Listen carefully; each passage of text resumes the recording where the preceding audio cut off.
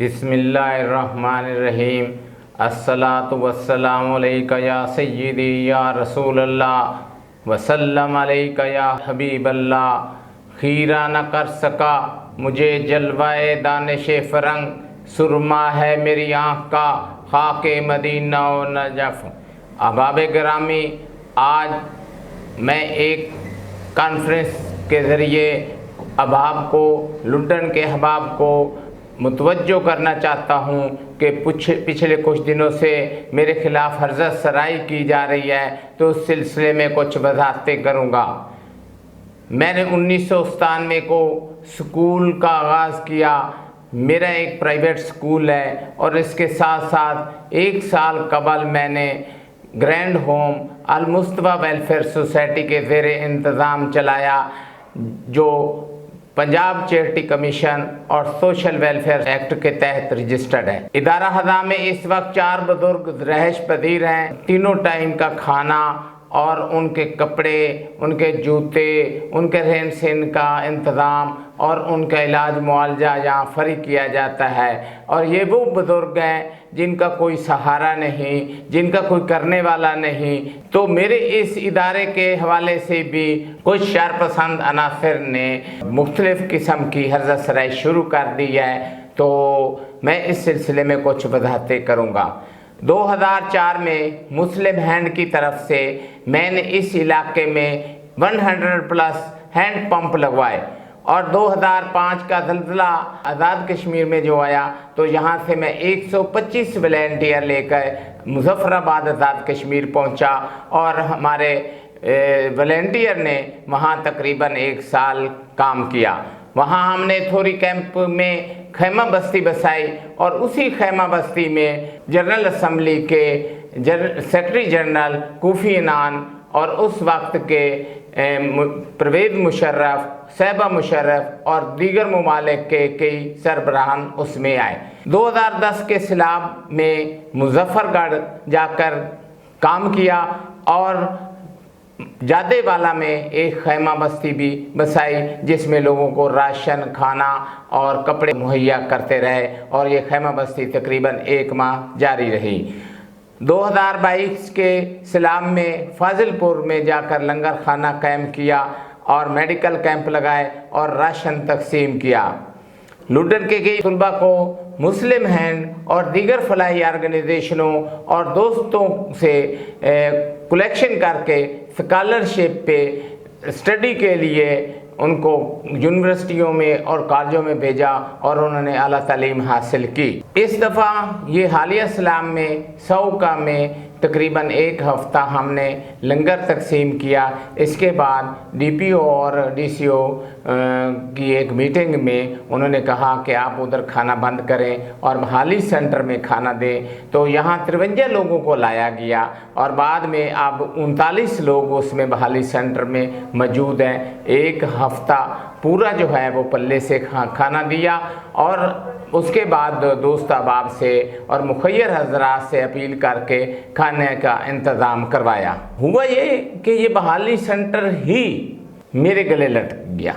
मैंने ये समझा कि डीपीओ ईसा सुखेरा साहब बड़े निडर आदमी हैं। कई लोगों को वो जो मफरूर तरीन थे, बड़े ख़तरनाक थे, उन्हें कैफरे किरदार तक पहुंचाया। कई जरम पेशा अफराद की वजह से मैं बहाली सेंटर के हवाले से बड़ा मुतासिर हुआ और आज भी भुगत रहा हूँ। बहाली सेंटर मैंने नहीं बनाया, बहाली सेंटर डीपीओ और डीसीओ ने बनाया। मेरा तो काम यहाँ खाना तकसीम करना था। डीपीओ ने बड़े अंदाज में कहा कि हम मनशियात का ख़ात्मा करेंगे, तो इसी सिलसिले में मैंने एक मनशियात फ़रोश की तस्वीर अब SHO लुंडन को सेंड की। वो बंदा पकड़ा गया, लेकिन वो मनशियात की बजाय शराब के पर्चे में चालान हुआ। इसके बाद इन्हीं शरपसंद अनासर ने कब्रिस्तान की जगह पर कब्ज़ा किया। ये मेरे पास उसका फ़ैसला है। अदालत ने ये फ़ैसला किया हुआ है कि ये जगह जो है ये किसी की मलकियत नहीं है, बल्कि ये कब्रिस्तान की जगह है। तो इसके बावजूद इन लोगों ने वहाँ अपना बोर्ड लगा के कब्जा कर दिया कि भाई ये हमारी जगह है। मैंने इस सिलसिले में डीपीओ साहब को भी आगाह किया, मैंने इस सिलसिले में एसएचओ को भी आगाह किया। एसएचओ ने मुझसे तस्वीर मांगी और मैंने वो तस्वीर सेंड की। वो 2-3 दिन बाद कब्जा तो वागुजार हो गया, लेकिन मेरी शामत आ गई। मुझे रात को 9:30 बजे फ़ोन करके व्हाट्सएप के ज़रिए पहले फ़ोन किया गया, बाद में मोबाइल से फ़ोन किया गया और संगीन धमकियां दी गई। अब सोशल मीडिया पे कहा जा रहा है कि हमने कोई धमकियां नहीं दी, हमने तो ये कॉल की है। वही कॉल सुन लें, क्या उस्ताद को इस तरह की जो कॉल है वो धमकी नहीं तो और क्या है। जो उन्होंने डिटेक्ट कर दी उसको छोड़ दें, जो उन्होंने हज़फ कर दी बातें वो छोड़ दें, सिर्फ उसी को सुन लें तो आपको दूध का दूध और पानी का पानी हो जाएगा। इस सिलसिले में मैं ये समझता हूँ कि इस माफिया के सामने उस्ताद हार गया और माफिया जीत गया। मेरे बेटे के हवाले से कल एक वीडियो लगाई गई कि मेरा बेटा जो है वो शराब में धुत चर्च का सिगरेट भर रहा है। पहली तो बात यह है कि वो मेरा बेटा नहीं है। वो तस्वीर गौर से देखें, वो मेरे भतीजे की तस्वीर है। मेरा भतीजा होटल में बैठे खाना खा रहा है, कहीं कोई सिगरेट नज़र आ रहा है, कहीं कोई शराब नज़र आ रही है।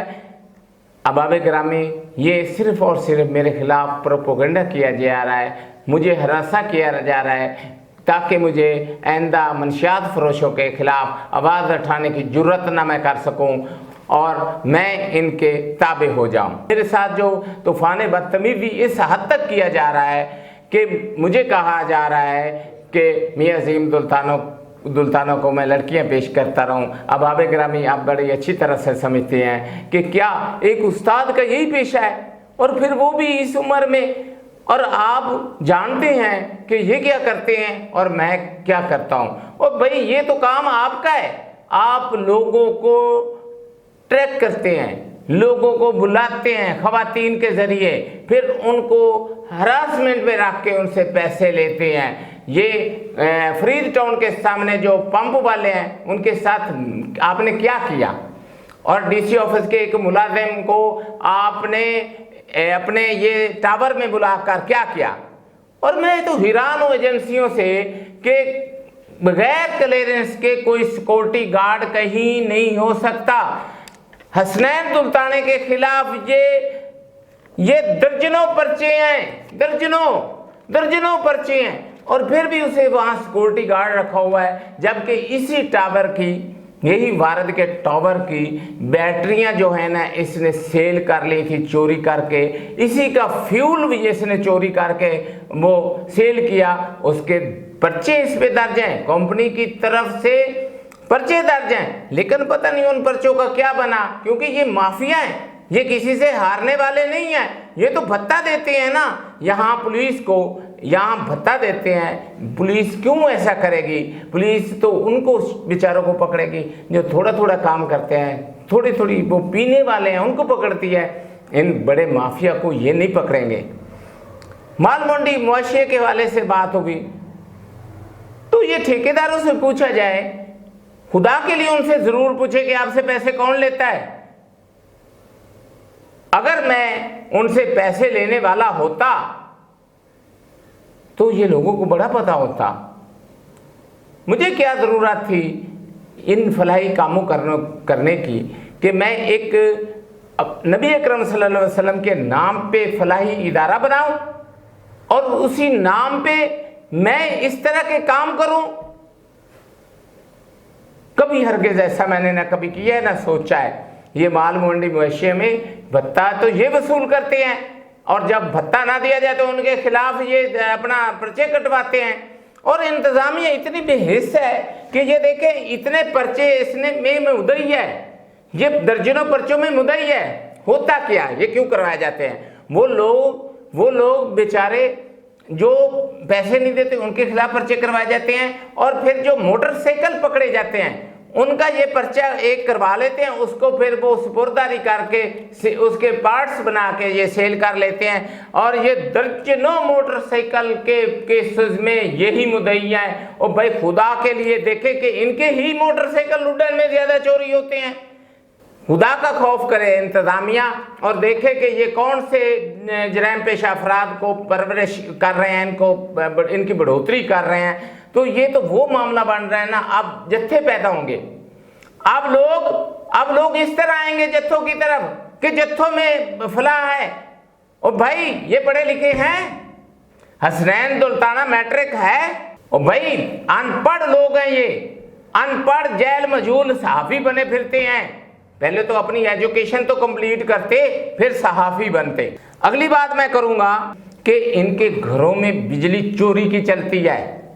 इनके बिल चेक करें, इनके घरों में एसी लगे हुए हैं, और ये जो टकला है ना, टकला जेली स्टाम्प फरोश, इस पे पर्चे हैं, इस पे जेल साजी के जेली डॉक्यूमेंट्स बनाने के पर्चे हैं। लेकिन इसके बावजूद वो वहां बैठा है, विंडो एसी लगा हुआ है। इस दौर में विंडो एसी अफोर्ड करना मुमकिन नहीं है। अब आबे ग्रामी मेरे 2 स्कूल है, मैं तो नहीं अफोर्ड कर पा रहा एसी, मैं तो बिजली के बिल बड़ी मुश्किल से अदा करता हूं, और ये कई एसी घरों में और अपनी दुकानों पे लगा के बैठे हैं। तो ये कैसे है? ये चोरी की बिजली है। आप सोचेंगे कि बिजली वाले बेचारे क्यों इनके खिलाफ नहीं जाते? ये गरीब घरों के बच्चे हैं, मैं उनके हवाले से बात नहीं करूंगा, वो गरीब घरों के हैं, उनकी रोजी रोटी है ये इदारे, और ये इदारों को हरास करते हैं, उनको बेचारों की माँ बहन एक कर देते हैं सोशल मीडिया पे, और वो डर के मारे इनकी बिजली नहीं पकड़ते, इनके खिलाफ केस नहीं करते। अब तो ये अपर लेवल का क्योंकि ऑपरेशन हो रहा है, अब इन्होंने अपने एसी शेसी बंद कर दिए हैं सारे। इनके घरों को देखे तो सही, इतनी एसी चलते कैसे रहे हैं? इनके घरों में इतने जो एसी लगे हुए हैं, इतना जो अपना वो बिजली चलती है, वो हवा से तो नहीं चलती रही। खुदा के लिए इस बात को ज़रा चेक करें। और दूसरी बात ये है मंशियात के हवाले से, मंशियात कौन फरोख्त करता है? ये अपनी एजेंसियों से पूछें। आपकी एजेंसियों को पता है कि कारोबार ना होने के बावजूद लाखों की ज़मीनें खरीदी जा रही हैं, प्रॉपर्टी खरीदी जा रही हैं, कोई एक आना आमदन नहीं है, कोई कारोबार नहीं है, कोई दुकान नहीं है, कोई बिजनेस नहीं है, तो ये करोड़ों की प्रॉपर्टी कैसे बन रही है? खुदा के लिए, खुदा के लिए, खुदा के लिए इस नस्ल को बचाएं और इनका एहतसाब करें जो नई नस्ल को खराब कर रहे हैं। अगर मुझे झुटलाया गया कि कोई प्रॉपर्टी नहीं खरीदी, तो अगली निशस्त में मैं उनका नाम भी बताऊंगा, उसका एकड़ नंबर भी बताऊंगा जो हाल में 46 लाख का खरीदा गया है, और उस फर्द का नाम भी बताऊंगा, और आगे जिसने खरीदा उस या फरोख्त किया उसका नाम भी बताऊंगा। ये अगली इंशाल्लाह निशस्त में ये चीज़ें सामने लाऊंगा। जेली स्टाम्प इसका धंधा है, और ये मैं साबित करूंगा कि ये जेली स्टाम्प फरोख्त करता है। अच्छा, अब आते हैं असनाद की तरफ। मुझ पे इल्ज़ाम लगाया गया कि मैंने जेली असनाद सेल करता हूँ, रिजल्ट कार्ड बनाता हूँ। भाई मेरा जुर्म सिर्फ इतना है, हुआ सिर्फ ये, बहावलपुर यूनिवर्सिटी में मैं गया तो वहाँ इनके ही अजीज मोहम्मद अफजल दल्ताना मुझे मिले। इन्होंने कहा कि इकट्ठे चलते हैं, जिनका आजकल शोरूम है, हसनैन के चचा हैं, उन्हें कहा इकट्ठे चलते हैं। इकट्ठे आ रहे थे, यूनिवर्सिटी चौक में एक दुकान है वेलकम बुक सेंटर, उनसे 3 असनाद उठाई, 3 असनाद उठाई। हम इकट्ठे गाड़ी में बैठ गए, मैंने वो असनाद देखी, मुझे पता है कि वो तीनों जेली हैं, लेकिन ये जुर्रत करें बताएं कि वो हैं किनकी? ना तो असलम कमलाने ने पैसे लिए, ना असलम कमलाने ने वो उठाई। असलम कमलाना देखने वाला जो है वो मुजरिम ठहरा, आप उस पर मुलाजमतें कर रहे हैं, आप उसमें आप गिल्टी नहीं है। जुर्रत करें ना, बताएं वो संदेह हैं किसकी? मुजरिम मैं ठहरा। जहां तक मेरे स्कूल के बारे में कहते हैं, रिजल्ट के हवाले से कहते हैं, खुदा का फजल करम है कि मेरे स्कूल का इस दफ़ा भी मैट्रिक का रिजल्ट 100% आया और मेरी एक बेटी ने 1030 नंबर लिए हैं। और कई दहाई से 1997 से मैं स्कूलिंग कर रहा हूं। उस वक्त से आज तक सैकड़ों बच्चे बड़ी बड़ी पोस्टों पर बैठे हैं और ये कहते हैं कि ये दहशतगर्द पैदा करते हैं। खुदा के लिए उस्तादों को अपना काम करने दें, उस्तादों को उस्ताद रहने दें, उनको जत्थों का हिस्सा ना बनाएं। मियां अजीम सुल्ताना एक इंतहाई शरीफ और नफ्स इंसान थे। यकीन जाने इतना एहतराम करते थे जैसे वो मुझसे पढ़ते रहे हों, जबकि वो मेरे पास पढ़ते नहीं रहे। उस्ताद का एहतराम करने वाले वो बच्चे थे और इसी वजह से मैं उनका एहतराम करता था। और ये जो तस्वीर लगी हुई है, ये एजुकेशन यूनिवर्सिटी में मेरे स्टूडेंट्स ने मुझे कहा मियां अजीम खां को यहाँ ले आए।